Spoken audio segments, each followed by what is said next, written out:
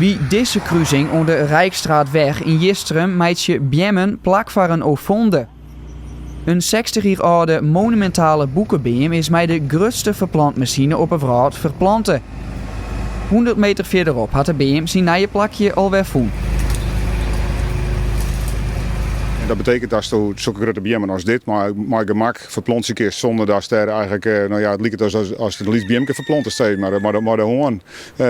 Maar deze machine pakt grote volwassen bjemmen op en die zet ze om.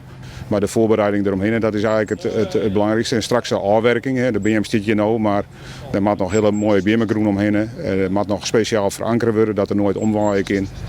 Dat soort dingen moet allereerst straks nog gebeuren. Ook al is de afstand liets, het verplaatsen van een ongeveer 20 meter hoge beam van 44 ton bloot een enorme put.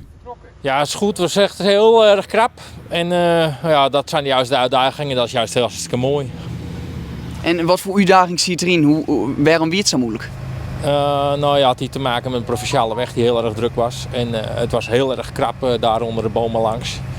Dus je hebt het zelf net gefilmd. Volgens mij ging het allemaal precies. Nou, dat is gelukt. De provincie erkende de waarde van de bjemmen en maakte de kar, om in Stefan ze om te zeggen, voor de Neves Alkema betere oplossing. Verplantje. Ja, afzagen is het makkelijkst, maar dat is eigenlijk wat meer domme was eigenlijk dwankist in mijn beleving.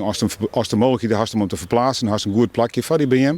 Ja, om dan een tweede commons. En dit is al een mooi oud exemplaar en hij is prachtig mooi gevormd. En om dan zo'n ding in de vlakte te gooien. Als het in Jilt uitdrukken moest, de waarde van zo'n BM.